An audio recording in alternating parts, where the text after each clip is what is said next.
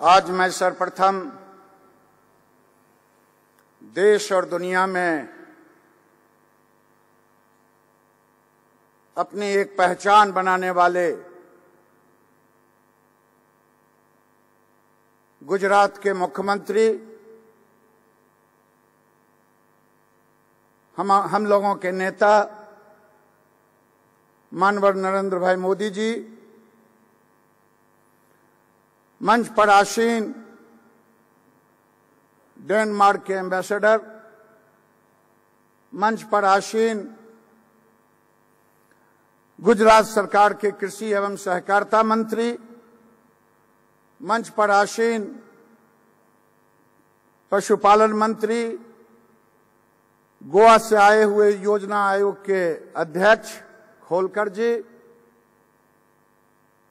और तमाम सम्मानीय सदस्यगण, पूरे देश से आए हुए सभी वैज्ञानिक, अधिकारी और भारत की आत्मा कहलाने वाले किसान भाइयों,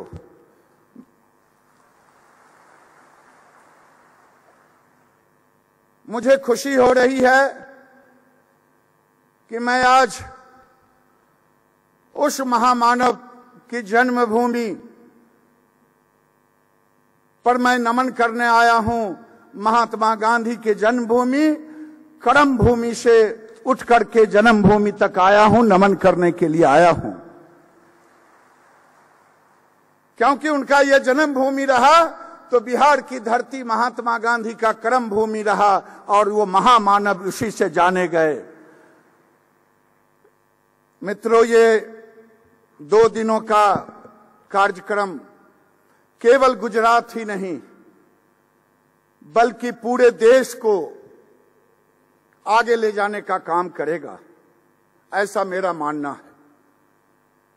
क्योंकि देश के नीतिकारों ने आजादी के बाद से कहते तो आए कि गांव, भारत की आत्मा गांव में बसती है, लेकिन जहां 70% लोग थे वहां आज घट करके 42% पर आ गए।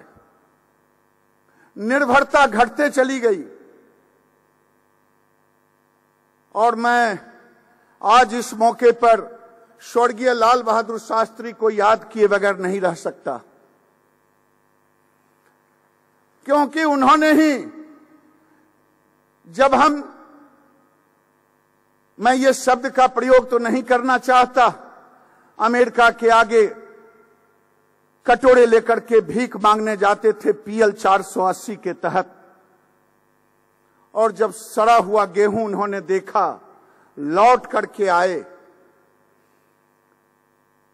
उन्होंने कहा मैं ये गेहूं नहीं ले जाऊंगा, क्योंकि भारत के लोग क्या जानवर से भी गए गुजरे हैं। इस स्वाभिमान का परिचय दिया। अधिकारियों ने कहा कि लोग खाएंगे क्या? उन्होंने कहा कितने दिनों का अनाज है? कहा कि 7 दिन में 6 दिन का। कहा चलो, और लौट के आए। मुझे याद है कि मैं छोटा सा स्कूल का विद्यार्थी था, उन्होंने रेडियो से जब अनाउंस किया कि भाइयों, देश के मुसलमान, देश के हिंदू, मुसलमान भाई रोजा अपनाते हैं, हिंदू भाई एकादशी करते हैं, हमारे पास अन्न का संकट है, खाद्य का संकट है, हम एक दिन भूखे रह जाएंगे, लेकिन लोगों से हाथ नहीं, भीख नहीं मांगूंगा। और लाल बहादुर शास्त्री के उस संकल्प के कारण आज हम कृषि के क्षेत्र में उन ऊंचाइयों पर जाने का काम किया है। मैं स्वामीनाथन जी को भी नहीं भूल सकता, लेकिन एक भूल हो गई देश के कर्णधारों से। उन्होंने कृषि के क्षेत्र में तो अपना बहुमूल्य योगदान दिया। मैं आज गुजरात के मुख्यमंत्री को धन्यवाद देना चाहता हूं कि उन्होंने एक तरफ औद्योगिक क्रांति लाई तो पूरे देश में कृषि के भी उत्पादन को बढ़ाने का काम किया। लेकिन अगर एग्रीकल्चर विथ लाइव स्टॉक होता, अगर कृषि के वैज्ञानिक पशुधन पर उतना जोर दिए होते तो आज भारत की ये दुर्दशा नहीं होती, आर्थिक दुर्दशा नहीं होती। किसान आज जान नहीं गंवाते जो कई राज्यों के किसान अपनी जानें दे रहे हैं। आज मैं निवेदन करूंगा यहां आए हुए वैज्ञानिकों से, पूरे देश और दुनिया से आए हुए वैज्ञानिकों से, कि एग्रीकल्चर विथ लाइव स्टॉक यही बिहार का प्राण होगा और इस पर आपका मार्गदर्शन चाहिए। जब हम यहां से 2 दिनों में जाएं तो आप मुझे एक रोड मैप दें। हर राज्य अपने अपने क्षमता के मुताबिक अपनी योजना को हम बनाने का काम करेंगे। मैं आज यही सुनने के लिए यहां आया हूं।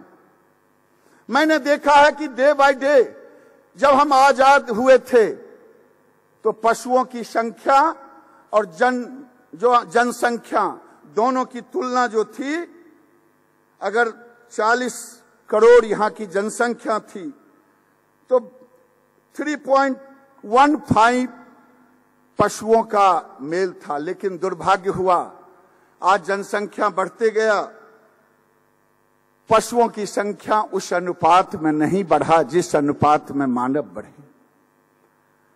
आज हरित क्रांति चला।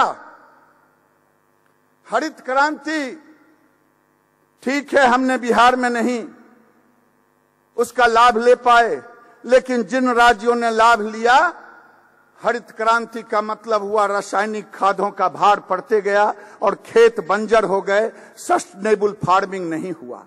इसीलिए जरूरत है आज एग्रीकल्चर विथ लाइव स्टॉक, और जब ये होगा तो देश में किसानों को 5F देगा।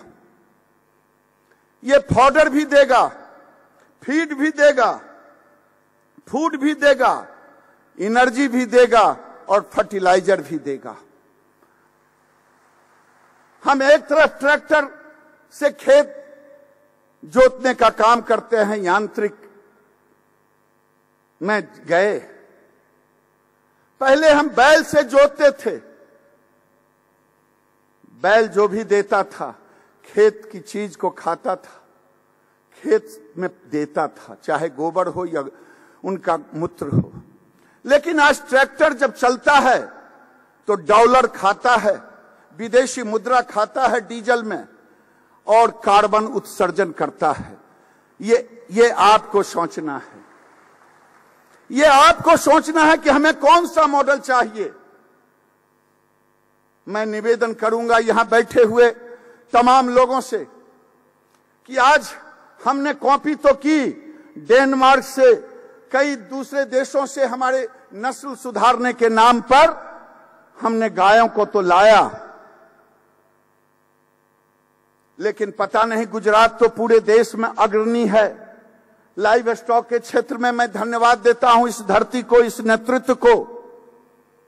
लेकिन पूरी दुनिया को तो नहीं कह सकता, देश में हर राज्य को तो नहीं कह सकता, लेकिन उत्तर भारत के राज्यों में जो हमारी HF की गायें हैं वो आज बांझपन के शिकार हो रहे हैं। क्यों? हम गाय तो ले आए लेकिन न्यूट्रिशन पर हमने नहीं ध्यान दिया। आज पूरा भारत हरे चारे की कमी 46% है। सरकारी आंकड़े माने या ना माने, लेकिन जमीनी हकीकत है। हम भी जिस राज्य से आते हैं वहां की स्थिति भी वही है। मैं चाहूंगा कि ग्रीन फॉडर के बगैर कभी भी डेयरी सस्टेन नहीं कर सकता, लाइव स्टॉक सस्टेनेबल नहीं हो सकता। मैं जब कहता हूं, मैंने बिहार में एक अपना मॉडल अपने अनुभव के आधार पर कि 0 कॉस्ट पर का दूध का उत्पादन, सभी लोग, मैं पंजाब गया था और पंजाब के प्रोग्रेसिव फार्मर्स एसोसिएशन के द्वारा कार्यक्रम था। उन लोगों ने कहा कि ये हो कैसे सकता है। मैंने कहा कि मैं करके दिखा देता हूं। और मैं बता रहा हूं, आप करें। आपके यहां गायें 40 लीटर 50 लीटर की हो सकती है। हम जिस राज्य के हैं वहां एवरेज गायें 10 से 15 लीटर दूध देने वाली गायें हैं। अगर आपने 40 किलो हरा चारा दिया, और भारत में इसका उपयोग नहीं हो रहा लेकिन दुनिया कर रहा है, मोरिंगा लीफ को, जो 250 टन प्रति एकड़ उसकी उपज है। मैंने भारत सरकार से भी निवेदन किया, कुछ अधिकारी आए होंगे। शरद पवार जी से मैंने कहा कि किसानों को इसके लिए कुछ उपाय करें, और उसका एक्सपेरिमेंट किया हुआ है कि 5 लीटर दूध देने वाली गाय 43% से 65% उसकी दूध बढ़ जा रही है। अगर हमने जीरो कॉस्ट पर दूध उत्पादन कर लिया, जीरो कॉस्ट पर अंडे का उत्पादन, तो भारत का किसान कोई अमीर होने से रोक नहीं सकता है। वो अपने आप को किसी आदोई घराने से, छोटे आदोई घराने से अपने को कम महसूस नहीं करेगा। आज जब तक किसानों की हालत नहीं सुधरेगी तब तक देश का हालत नहीं सुधरने वाला है।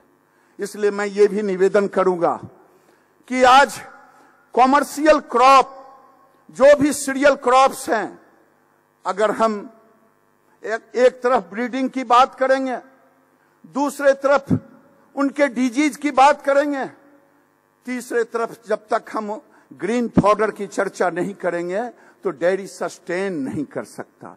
ठीक है, दुनिया ने हमारे गुजरात की गिर को ले जाके ब्राजील की गिर कहा, हमें उसमें खुशी है कि है तो मेरा ही गिर। लेकिन आज जरूरत है देश के अंदर एक ऐसे टेक्नोलॉजी स्थापित करने का, ऐसा टेक्नोलॉजी स्थापित करने का जिससे किसानों की आय बढ़ सकता है। मैं बिहार में अभी 2 दिन घूम रहे थे, मैंने इस मॉडल को गांव में खड़ा किया और मैं गया था देखने के लिए, और देखा कि किसान खुश है जब उसे हरे चारे के कारण, और मैंने उसको इंटीग्रेट किया लो इनपुट कलर बर्ड मुर्गी से, और गाय के दूध की भी कीमत नीचे गिरा और अंडे भी आए जीरो कॉस्ट पर।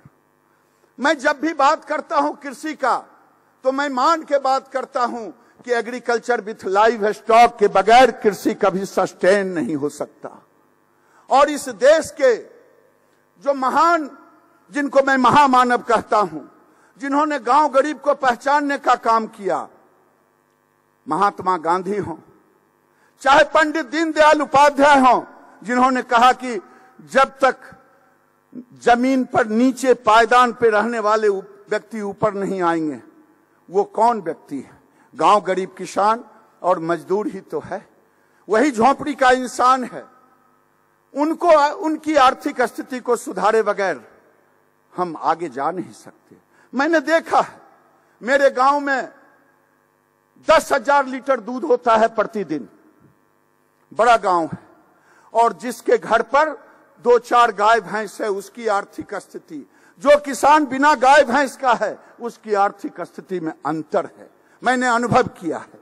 इसीलिए मैं कहता हूं कि एग्रीकल्चर विथ लाइव स्टॉक, और सरकार को एक मॉडल बनाना होगा, एक नीति बनानी होगी कि देश उठेगा तब जब गांव उठेगा, और गांव उठेगा तब जब किसान उठेगा, और किसान उठेगा तब जब खेत उठेगा, खेत उठेगा तब जब लागत लगेगी, लागत लगेगी तब जब उपज का मूल्य ऊपर जाएगा, चाहे लाइव स्टॉक हो चाहे फसल हो। लागत का मूल्य ऊपर जाएगा, नीचे आएगा, उपज का मूल्य ऊपर जाएगा, पैसा जाएगा फिर खेत की ओर, खेत से पैदा होगा कच्चा माल, कच्चे माल से लगेंगे उद्योग धंधे, उद्योग धंधे से मिलेगा रोजगार, रोजगार से बढ़ेगी चीजों की मांग, मांग से मिलेगा उचित दाम, दाम से होगा पूंजी का निर्माण, और पैसा जाएगा फिर खेत की ओर। यही है भारत की अर्थनीति, यही भारत की अर्थनीति है। मैं निवेदन करूंगा यहाँ के वैज्ञानिकों से, देश भर के आए हुए वैज्ञानिकों से, दुनिया भर के आए हुए वैज्ञानिकों से, कि हम किसान सबसे कमजोर हैं। खास करके हम अपने प्रदेश उत्तर भारत में गुजरात की तुलना मैं नहीं कर सकता। गुजरात का नाम लेते हैं, गुजरात देखने के लिए हम आते हैं कि मेहसाना जैसे जिले में नीचे से पानी लेकर के आप अर्थनीति को, दूध लाइव स्टॉक के साथ अर्थनीति को आप ऊपर ले गए। मैं भी वो देखने आया हूं। क्या जब गुजरात का मेहसाना आर्थिक दृष्टि से ऊपर जा सकता है, गुजरात जा सकता है पूरे देश और दुनिया में, तो मैं भी इसे अपने राज्य में देश के अन्य भाग के लोग क्यों नहीं कर सकते हैं। बहुत बहुत धन्यवाद।